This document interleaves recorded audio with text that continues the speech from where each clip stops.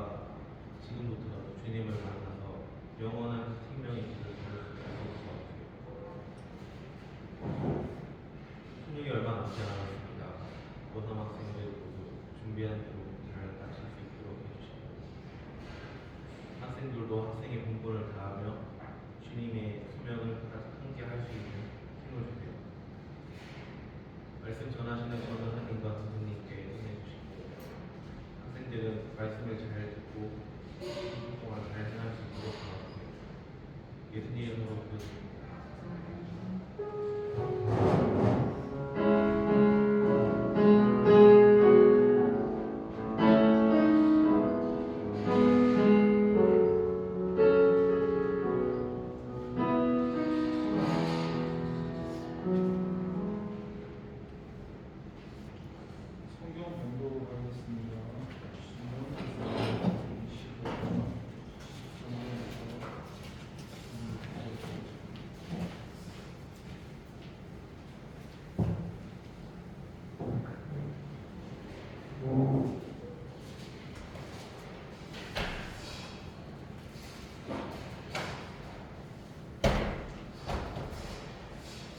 구약 성경 300페이지인데 있습니다.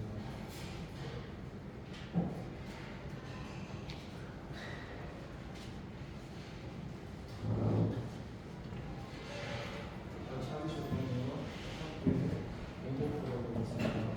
너는 내 주머니에 그 종류의 저주주고 큰 것과 작은 것을 넣지 말 것이며 내 집에 그 종류의 큰 것과 작은 것을 두지 말 것이요 오직 온전하고 공정한 저주를 두며 온전하고 공정한 대를 둘 것이라. 그리하면 내 하나님 여호와께서 내게 주시는 땅에서 내 날이 이르리라. 이런 일들을 행하는 자는 모든 자, 악을 행하는 모든 자는 내 하나님 여호와께 가증하리라. 조금 기도하겠습니다. 하나님 아버지 감사합니다. 하나님 우리를 사랑하셔서 이렇게 귀한 말씀을 주셨습니다. 이 시간의 말씀으로 은혜를 나누려고 합니다. 성령 하나님 이 시간 말씀하시고 우리 안에 생명으로 역사하여 주시옵소서. 감사드리고 예수님의 이름으로 기도합니다. 아멘. 할렐루야. 반갑습니다. 성부 성자 성령 삼위일체 하나님을 믿고 전합니다. 오늘은 그 앞절 부분 11절부터 한번 다시 제가 한번 공부를 하는데요. 여러분 이제 용어에 관해서 이 이스라엘어는 계대 결혼이라는 게 있는데, 죽은 형제에게 자손이 없을 경우에 그 대를 이어주기 위해서 죽은 자의 남 형제가 죽은 사람의 아내와 결혼하는 것을 계대 결혼이라 하거든요. 지금 오늘 읽었던 이 본문이 이런 사회 생활에 관련 구애를 주고 있는 부분인데, 이 본문에서 두 가지를 다뤄보는데, 첫 번째는 남자를 모독한 여인의 처벌, 두 번째는 도랑형에 관한 구애입니다. 먼저 남자를 모독한 여인의 처벌 구애는 다른 남자와 싸우다가 공경에 처한 남편을 구하기 위해서 그 남자의 음란을 잡을 경우, 음란이라는 게 남자는 이렇게 생긴 거 있잖아요. 그걸 음란이라 하는데, 그걸 그 여자의 손 잡을 경우에 그 여자의 손을 찍어 버리라는 것입니다. 이는 여자의 행동이 아무리 남편을 구하기 위한 것이었다고 해도 여성으로서 흠의를 핑계쳐 버린 것을 뿐만 아니라, 쉽게 말해서 자손 번성을 위해 커다란 축복을 여기고 있던 이 당시 사회에서는 종족 보존과 직접 관계된 남자의 생식기에 치명적인 손상을 끼칠 수 있는 일이었기 때문에, 두 번째 다뤄볼 부분이 도랑형인데, 이 도랑형에 관한 구애는 공정한 상거래를 위해 공정한 추와 배를 사용하라는 겁니다. 사실 부정한 추와 배를 사용하는 것은 다른 사람을 속여가지고 부당하게 재물을 모으는 행위로 다른 사람의 것을 도둑질하는 것입니다. 그래서 하나님은 오늘 본문의 구애를 가지고 거룩한 삶을 살아야 할 이스라엘 백성들과 하여금 상거래에서 다른 사람을 속이지 못하도록 하시는데, 아무튼 이런 두 구애를 가지고 우리가 잠시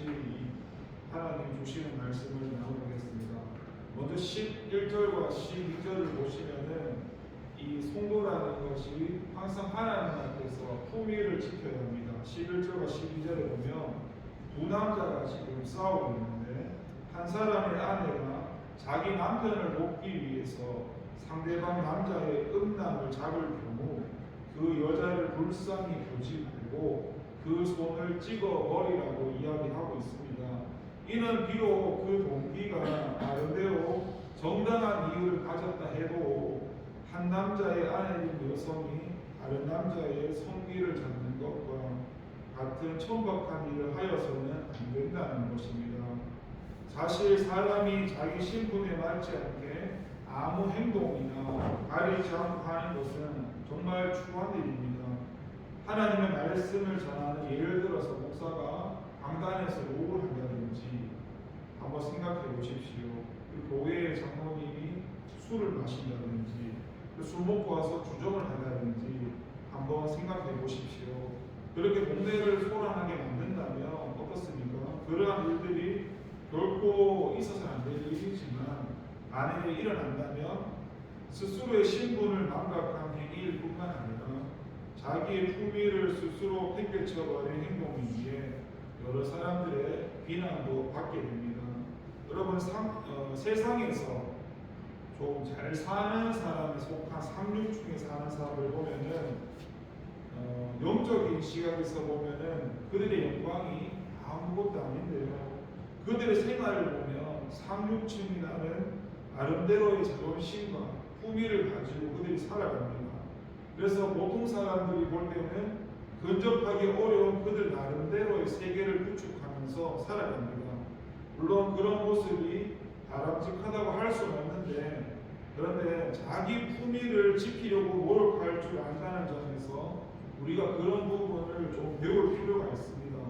자기 본분에 맞는 품위를 유지한다는 것은 참으로 중요한 일이고요. 쉽게 말해서 저와 여러분은 어떤 존재입니까? 하나님의 천국 백성이지 않습니까? 우리는 하나님의 자녀들이기 때문에 이 세상 누구도 따라올 수 없는 그런 귀한 신분의 소유자들입니다. 그래서 저와 여러분은 거기에 맞는 신분에 합당한 품위를 지키면서 살아야 됩니다. 왜냐하면 우리는 하나님에 속한 빛이기 때문에 빛의 자녀들처럼 살아야 하는 것이죠. 그리고 우리는 밤에 속한 자들이 아니라 낮에 속한 자들이기 때문에 깨어서 근신하면서 흐트러진 모습을 보이지 않아야 합니다. 또한 우리는 그리스도의 향기이기 때문에 그런 향기를 세상에 풍김으로써 세상 사람들에게 그런 하나님의 강화를 비치게 해야 합니다. 이러한 삶이야말로 저와 여러분이 하나님의 백성으로서 품위를 지키는 것이며 거기에 맞는 모습이라 할 수 있을 것입니다. 다시 11절과 12절을 보시면은 저와 여러분의 이런 이기적인 행동들이 다른 사람들의 큰 피해나 고통을 준다는 걸 알 수 있는데, 지금 여자가 자기 남편을 구하려고 남편을 치는 자의 음란을 잡거든 그 손을 찍어버리고 불쌍히 여기지 말라고 합니다. 사실 사람에게 있어서 이 성기라는 게 가장 중요한 신체 부위입니다. 더욱이 남자들에게 있어서는 가장 약한 불소입니다. 여러분이 잘 아시는 UFC나 이런 거 보면은 남자가 그 부분에 특별히 가리고 그 부분을 공격하지 말라고 하지 않습니까? 그래서 자기의 남편을 보호하겠다는 이유로 상대방 남자의 치명적인 급소를 공격한다는 것은 또 그 사람의 생명에 대한 위험일 뿐만 아니라 그 남자로 하여금 영원토록 불구가 되게 할 수 있는 매우 비열한 행위가 아닐 수 없는데요. 물론 자기 남편을 구한다는 나름대로 동기가 있다고 할지라도 그 같은 행동은 자기 개인의 유익을 위해서 타인을 큰 고통과 위협에 빠뜨리는 이기적인 행위입니다. 여러분, 원래 사람들이 이런 이기적인 행위를 하게 되는 원인은요, 자기만을 사랑하고 이웃을 향해서는 완악하고 인색한 마음을 가지기 때문인데요. 그래서 여러분, 사회에 공인된 사람들을 보면요, 그 공인들이 이기심을 가질 때 오늘날 우리 사회가 어떻습니까? 부패하게 되고 정치인들마저 어떻습니까? 정치도 혼란스러워져서 결국 억울한 사람들이 많아지는 현실을 보게 됩니다. 물론 공인이 아니더라도 개인이 이런 이기심을 가지고 행한다 해도 그 결과는 마찬가지입니다. 예를 들어서 여러분 성경에 요수아서 7장에 보면은 그 아간의 경우를 한번 예를 들 수 있는데요. 이 아간이 그는 자기 욕심을 채우고자 하나님의 금하신 일을 했습니다. 그 결과로 그 자신도 형벌을 받았을 뿐만 아니라 이스라엘 군대가 그 대적에게 피하는 그런 빌미가 되어서 이스라엘 전 공동체에 막대한 위협을 끼쳤습니다. 그래서 공공의 이익을 생각할 줄 모르고 자기 유익만을 추구하는 자는 자기뿐 아니라 그가 속한 공동체까지도 해를 끼친다는 것입니다. 그래서 여러분 고린도전서 10장 24절에 보면요, 누구든지 자기 유익을 구하지 말고 남의 유익을 구하라고 하신 말씀에 따라서 먼저 남을 생각할 줄 아는 저와 여러분이 되어야 합니다. 남을 생각할 줄 아는 것이 다시 말하자면 나를 위한다는 것이고, 그러한 행위는 지금 당장에는 나에게 유익이 없고 나한테 손해를 끼치는 것처럼 보일지 모릅니다. 그런데 주님께서는 남을 위할 줄 아는 사람에게 결코 손해가 없게 해주실 뿐만 아니라 더 많은 축복을 안겨주신다는 것입니다. 이제 오늘 본문에 들어가서 13절부터 한번 살펴보겠습니다. 여러분, 저와 여러분이 하나님 앞에서 마음에 두 추를 가져서 안 된다는 게 두 마음을 갖지 말아야 된다는 말입니다. 13절에 보시면 이 주머니에 갖지 않는 좋을 추, 큰 것과 작은 것을 놓지 말라고 지금 하고 있지 않습니까? 그리고 16절에 가보면 이 주머니에 갖지 않는 두 추를 두는 자는 하나님 앞에서 가증하다고 하였습니다. 그렇다면 왜 하나님은 이 좋을 추 갖는 것을 그렇게 미워하셨던 것일까요? 그것은 이 큰 추와 작은 추를 주머니에 가지고 다닌다는 것은 물건을 사고 팔 경우 정량을 속이려는 마음이 있다는 것을 의미하기 때문입니다. 하나님은 이처럼 한결같지 못한 이중적인 마음을 가진 자들을 미워하시고, 통상적으로 볼 때 마음이 한결같지 못한 자들의 행위는 그 행동이 너무도 가식적이며 그 언행 또한 일치하지 않기 때문입니다. 또한 세상 명예를 좋아해서 진리를 왜곡하기를 즐기되 자기의 이익에 대해서는 대단히 민감하기 때문입니다. 여러분, 예수님 당시에 보면은 바리새인들과 서기관들을 한번 보십시오. 그들은 겉은 깨끗이 할 줄 아는 사람들이었지만 그 속을 보면은 탐욕과 악독으로 가득 찬 자들이었다고 누가복음 11장의 39절에 나옵니다. 그럼에도 불구하고 그들은 남들보다 더 거룩하다고 자처했을 뿐만 아니라 그러한 행위로 다른 사람에게 또 그렇게 가르치고 그 사람들마저도 자기들처럼 그렇게 악한 자로 만들기를 주저하지 않았던 겁니다. 그래서 주님께서는 이러한 자들을 향해서 외식하는 자들이라고 말씀하셨고, 그렇게 주님은 그들을 심하게 꾸짖으시면서 여러분 잘 아시는, 죄송하지만 복사의 새끼들이라고 하시면서 결코 하나님의 심판을 피할 수 없을 것이라고 말씀하셨던 겁니다. 여러분, 하나님 앞에서는 차라리 바리새인이나 서기관들보다도 참녀나 세리들의 모습이 주님 앞에서 더 긍휼하심을 얻을 수 있다는 것은 그 마음에 두 좋을 줄을 두 마음을 가진 채 그렇게 위선적으로 살아가는 바리새인이나 서기관의 모습보다는 차라리 내가 죄인이라고 고백하는 참여나 세리의 모습이 더 낫다는 것이죠. 그래서 여러분, 오직 주님을 향해서 두 마음이 아닌 한 마음을 가지고 살아가시기 바랍니다. 두 마음을 품는 자는 지난주에도 야고보서 말씀을 나눴지만 하나님께 무엇을 구한다 해도 결코 받을 수 없을 뿐만 아니라 그리고 우리의 믿음이나 신앙이 온전해질 수가 없습니다. 그래서 하나님을 향해서는 순전한 마음을 가지고 자기를 깨끗이 하는 자만이 하나님이 허락해 주시는 그런 영육간의 충만한 복을 허락받을 수 있습니다.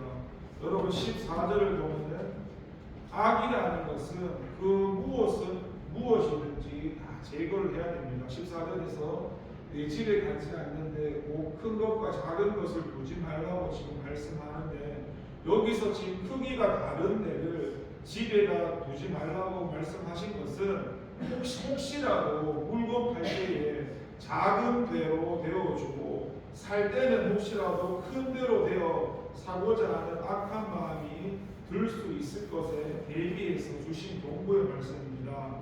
하나님은 우리의 삶 가운데서 있을 수 있는 죄의 유혹을 미리 방지해서 범죄의 가능성까지도 다 막고자 하신 것입니다. 우리로 하여금 범죄할 수 있는 그런 가능성이 있는 것은 무엇이든지 다 버려야 합니다. 사실 우리는 예수님을 믿고 우리의 영혼이 거듭났다고 할지라도 여전히 우리 안에는 타락한 죄의 본성이 남아있지 않습니까? 그래서 우리는 늘 죄의 유혹을 받을 수밖에 없고, 우리가 조금만 방심하더라도 죄를 범하기 일쑤입니다. 따라서 우리는 만일 우리로 하여금 범죄케 할 가능성이 있는 것이라면 아예 처음부터 어림으로써 범죄를 그 가능성에부터 차단해야 하는 것입니다. 이와 관련해서 사도 바울이 데살로니가전서 5장 22절에 말하기를 악은 모든 모양이라고 버리라고 했는데요.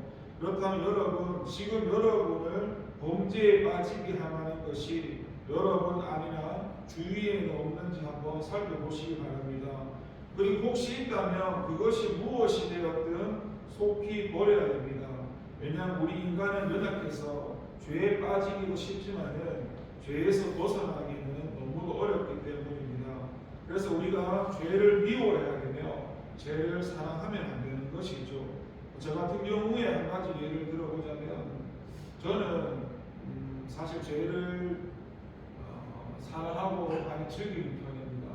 특히 제가 어떤 부분에 대해서 죄를 사랑하고 즐기는지 제가 제 자신을 아는데, 저는 목사나 장로나 모태신앙이나 특히 오래 믿은 사람을 싫어하거든요. 그러니까 그게 세상 기준도 있고요. 세상 기준도 있는데 성경에서도 있어요. 제 기준도 있고 성경에서도 주님께서 오래 믿는 사람 별로 안 좋아하시거든요. 신앙이 안 잘하는 사람들. 그러니까 그거는 일단 제 기준도 있고 주님 말씀도 있는데, 근데 내가 그것을 주님 말씀으로 긍휼하심으로 이기보다도 그냥 제 기준에서, 세상 기준에서 제가 그렇게 살아왔었습니다. 그러니까 저는 뭐라 그래야 되지, 이렇게 꾸준한 월급 받는 걸 별로 안 좋아했고, 얼마든지 능력으로 단기간에 얼마든지 돈을 많이 벌 수 있는 그런 걸 많이 추구하다 보니까 신앙도 그렇게 바라봤던 것 같아요. 물론 모든 것이 은혜인데, 그런데 원래 저도 하나님이 은혜를 주셨지만 다 이유가 있겠죠. 근데 그만큼 원래 내가 교만인지 모르겠지만은 순종을 하고 하나님께 나가니까 체험이나 경험도 할 수 있었고, 제가 처음에 신학교 가서 오래 믿은 사람들한테 제가 창세기 1장 1절도 몰라가지고 왕따하게 했을 때도 조금 그때는 지나고 보니까 앞에서 잘난 척했던 사람은 하나님 반드시 있겠지만 다 세상들 봤습니다. 주님 앞에서 생명을 드리니 헌신을 하니 이렇게 말했던 잘난 척했던 사람은 다 떠났고, 저도 주님 앞에서 소원했었거든요. 주님이 소원시켜서 내 목숨과 내 생명을 드리겠다고 소원했고, 제가 잘났든 못났든 하나님 앞에서 그렇게 살려고 다 설명할 수 없는데 실제로 제 생명을 던진 적이 있었습니다. 세상 기준 말고 예수 믿으면서도 다른 한 영혼을 위해서 제 목숨을 던진 적도 있었고, 그러니까 제 기준에서 제가 제일 알죠. 어떤 게 연약한지. 예. 그래서 근데 여러분 중요한 게 뭐냐면요, 이런 기준이 있어요. 하나님은요, 모르는 사람이 죄 짓는 거는 좀 불쌍히 여기시고 봐주시거든요. 근데 아는 사람이, 이게 죄인 줄 아는 사람이 그 죄를 짓잖아요. 그럼 세상 표현으로 얄짤이 없습니다. 이 사람이 충분히 이게 죄라는 걸 알고 주님이 말씀을 해주시고 너 그렇게 살면 안 돼. 너 회개해야 돼. 그거 죄야. 계속 말씀해 주면 내가 이게 죄인 거 알잖아. 모르는 사람은 잘 나. 아는 사람이 계속 그렇게 하면 하나님이 치시고 봐주지 않습니다. 저도 최근에 계속 훈련을 받으면서 아는데도 내 마음에 계속 그런 게 잘 안 버려지더라고요. 어떤 마음이냐면, 그럼 세상 기준인데 알면서 죄를 짓는 겁니다. 세상 표현을 말하면 내가 하면 로맨스고 남이 하면 불륜이라는 잣대가 있잖아요. 근데 그 잣대를 주님께서 내한테 자꾸 들이대시니까, 그러니까 내한테는 너는 알만하잖아 이런 마음인데도, 근데 제 마음에서는 좀 화가 나고 열받는 그런 것들이 그 마음을 제가 다른 사람에게 자꾸 이렇게 화풀이 하듯이 많이 하는 것을 봤습니다. 그냥 내가 회개하고 돌이켜야 되는데 주님이 그렇게 한 은혜거든요, 사실은. 근데 제가 그걸 알면서도 그거를 다른 사람에게 죄를 전가하는 그런 맛을 많이 봤죠. 뭐 저는 이런 부분이고 여러분한테도 분명히 뭔가 그런 것들이 저와 다른 뭔가가 있을 것입니다. 그런 부분은 죄를 사랑하고 하면 안 되고요. 죄를 미워하면서 그런 것을 다 버려야 하는 게 은혜지요. 여러분, 그리고 15절에 가보시니까 이 송구라는 것이 공정한 상도덕을 세워야 되는데 15절을 보면 오직 온전하고 공정한 저울추를 두며 온전하고 공정한 대를 둘 것을 지금 말합니다. 아까 말씀했던 공정한 상거래를 하라는 말인데요. 이게 매우 중요합니다. 이 상거래를 한다는 것이 서로를 믿는 신뢰를 바탕으로 이루어지는 겁니다. 그런데 상대방을 속여가지고 그렇게 상거래를 한다면 그 공동체는 불신과 혼란이 초래되고 그로 인해서 그 공동체는 붕괴될 수도 있습니다. 바로 그러한 이유로 하나님은 이스라엘이 이런 공정한 상거래를 할 때 그들의 날이 그들의 땅에서 장구하게 될 것이라고 약속하셨는데요. 사실 그 사회가 얼마나 건전한지 얼마나 그렇게 오래 집행될 것인가를 알아보면 그 사회가 얼마나 정직한지 얼마나 정직하게 상거래가 이루어지고 있는지를 보면 알 수 있다는 것입니다. 쉽게 말해서 여러분, 이 북이스라엘이 멸망하기 직전에 호세아 선지자와 아모스 선지자가 활동하던 당시에는 이미 이 공정한 상거래가 실정되어 있었습니다. 그러니까 당시의 상인들이 이 북비판자를 삼키며 가난한 자를 망하게 하였을 뿐만 아니라 헐값에 사람을 사고 파는 등 그 당시에는 타락이 극에 달했던 시대였습니다. 그걸 호세아서 12장을 읽어보시면 알 수 있고요. 아모스 8장을 읽어보시면 알 수 있습니다. 아무튼 그러한 일은 쉽게 말해서 이 남한북 유다, 남유다의 그런 국력이 점차 기울어가는 시기에도 나타났던 일인데요. 그 당시에 선지자였던 미가는요, 유다 사람들에게 그들의 집에 불의한 재물과 축소시키는 다정한 애가가 있으며 부자들은 강포를 행해서 착취한다고 책망하였습니다. 이거는 미가서 6장을 읽어보시면 알 수 있는데요. 결국 이러한 사실을 미뤄볼 때 이런 정직한 상도덕이라는 것이 한 국가를 번영케 하고 각 개인들까지도 편안히 살도록 해주는 그런 사회의 밑바탕이 될 수 있다는 것입니다. 그래서 여러분, 저와 여러분은 정직하고 공정한 상거래의 문화를 이 사회에 정착시키려는데 노력하고 앞장서야 됩니다. 저와 여러분이 성도, 여러분 성도와 교인 다른 거 아시죠? 교인이라는 말은요, 저도 사실 이거 교만해서 일부러 이런 걸 많이 쓸 때가 있는데, 여러분 교인은 그런 거예요. 교회 다니는 사람인데 거듭났을 수도 있고 안 거듭났을 수도 있어. 이런 표현을 쓰면 안 좋은데 사실 저도 교만해서 일부러 교인이라고 썼거든요. 근데 그런 말보다도 성도라는 말을 쓰는 게 좋은데, 성도라는 말이 뭔 줄 아시죠? 세상으로부터 구별된 존재. 그러니까 성도는 교인과 다르게 하나님 백성이고 거듭난 존재를 송구라는 말을 쓰거든요. 될 수 있으면 보이나 말거나 송구라는 말을 써야 되는데 저도 아직까지 노안에서 이게 익숙치가 않아요. 아무튼 송구라면은 하나님과 사람들 앞에서 양심적인 상행위를 하도록 해야 하는 겁니다. 속여 팔아서도 안 되고 사고 파는 물건을 대충 만드는 행위도 옳지 않다는 거고요. 정해진 원칙대로 물건을 만들어야 하고 정량대로 팔도록 해야 한다는 것입니다. 물론 그러다 보면 일시적으로 손해볼 수도 있는데요. 그러나 주님께서는 정직히 행하는 자는 결국 흥한다고 하신 성경의 말씀처럼 그 정직으로 인해 흥하게 될 날이 있다는 겁니다. 이거는 잠언서 14장 11절 말씀입니다. 아무튼 여러분 오늘 본문의 이 두 규례는 다 같이 부정당한 상행위를 금하고 있습니다. 하나님의 백성은 무엇을 하든 그 행위가 정당해야 한다는 것을 주님께서 우리한테 말씀하고 있는 거고요.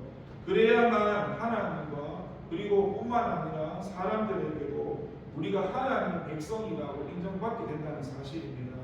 특별히 우리는 우리의 삶을 돌아보면서 우리의 일거수일투족을 돌아보면서 하나님뿐만 아니라 사람들 앞에서도 철저히 우리가 노출되어 있음을 알아야 됩니다. 그래서 부정당한 행동을 멀리하고 오직 정당한 행동을 해야 합니다. 하나님은 불의한 자를 멀리하시고 의로운 자를 가까이 하는 것 하시는 자에게 은혜를 베풀어 준다는 사실을 다시 한번 깨닫고, 여러분 우리가 늘 거짓말에 대해서 얘기하잖아요. 하나님 앞에서는 선이든 악이든 거짓말을 하면 안 됩니다.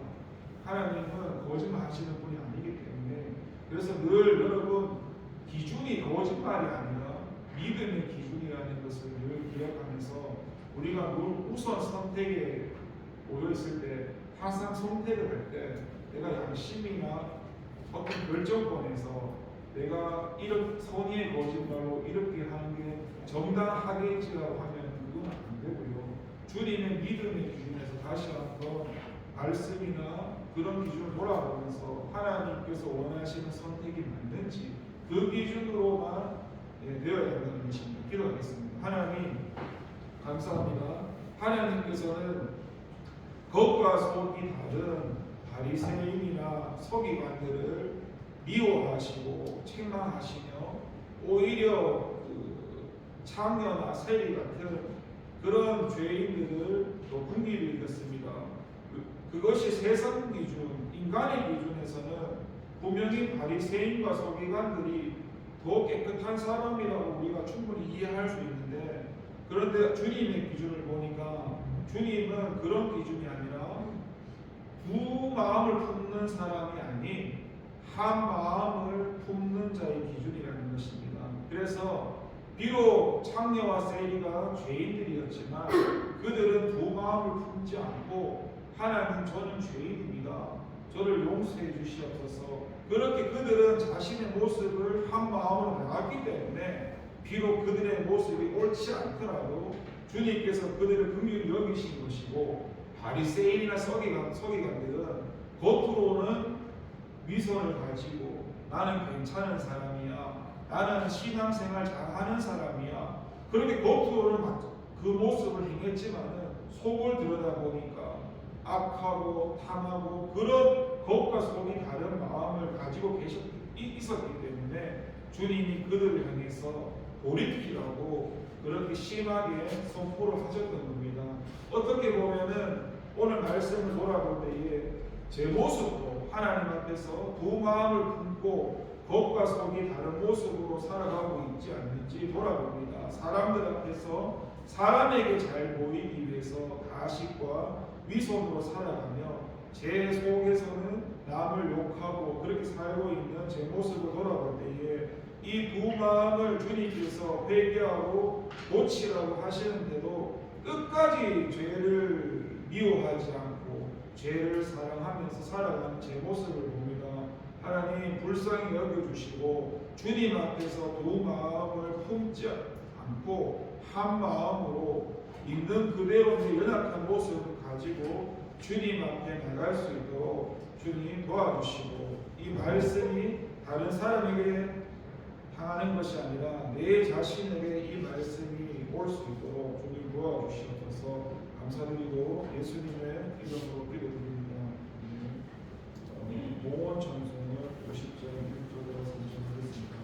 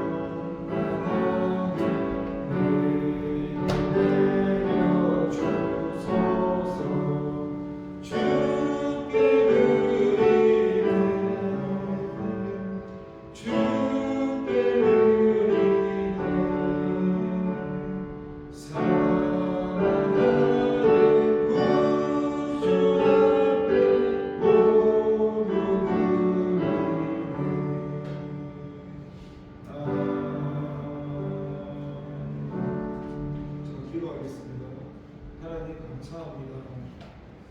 은혜 주신 거 감사합니다.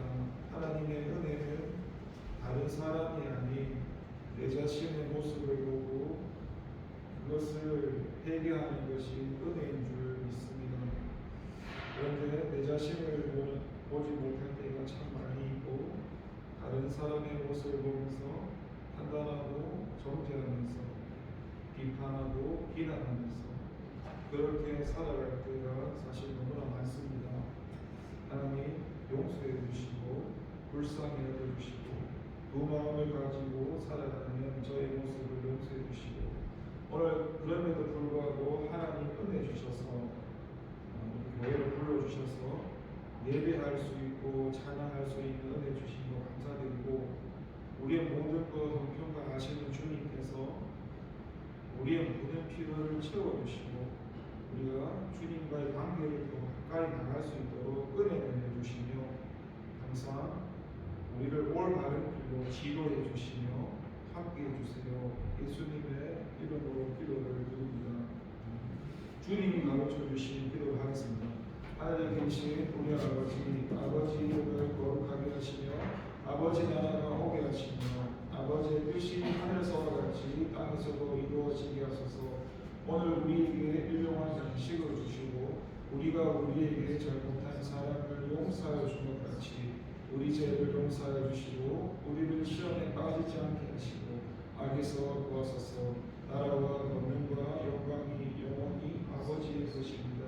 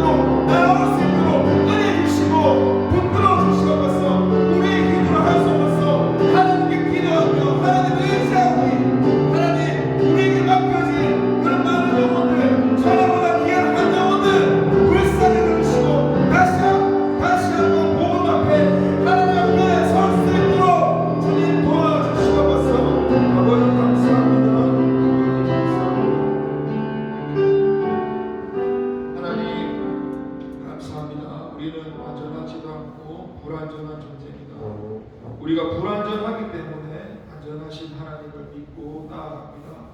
하나님 우리를 긍휼히 여겨주시고 불쌍히 여겨주시옵소서. 예수님의 이름으로 기도를 드립니다. 반복할 것이 있는데요. 매주 토요일 중국 일부신 총소가 있고요. 그 다음에 우리가 하나님의 사랑을 느끼면서 살았습니다.